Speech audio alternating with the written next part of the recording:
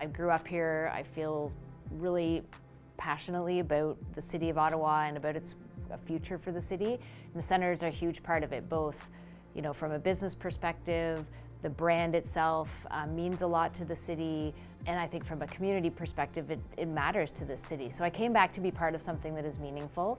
I'd say for the early part of my career, I didn't even think about it. It was like heads down, get the job done, and deliver results, and the rest kind of follows.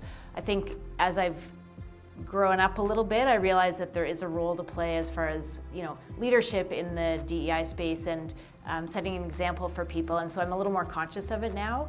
I'm not sure I ever envisioned myself specifically at any level. I'm really happy that I've been able to be successful in my career and that I'm able to participate in events like that and really try and be an inspiration for other women around the league or for other women in business.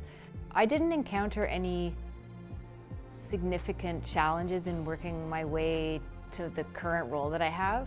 I think I always had really strong support within the organization. And I've said this many times before, right? For a long time, I put my head down, did my job, and tried to do the best I could at it and help the organization.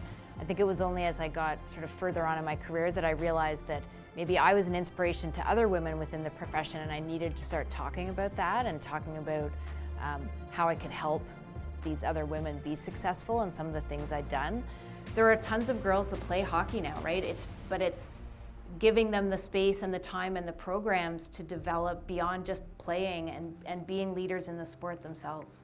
When I attend the Board of Governors meetings and I see that there are some women at the table, including myself and Valerie, I think that's where you start to realize that it is a rare thing, right? I really feel that has become a topic of conversation now, and that recognition, that awareness will really drive action on that front. I think the key is recognition of the need for more diversity. So until you actually acknowledge that, it's never going to happen. So I think that step has been taken. Now what it will take is people acting upon that, right? So it doesn't mean that you have to go hire females or other ethnic groups, other diverse groups. It means that you have to consider them and you have to be deliberate about going out and looking for candidates that fit within those groups and then hiring the best person. But you have to really focus on that, be deliberate about it, and then make that happen.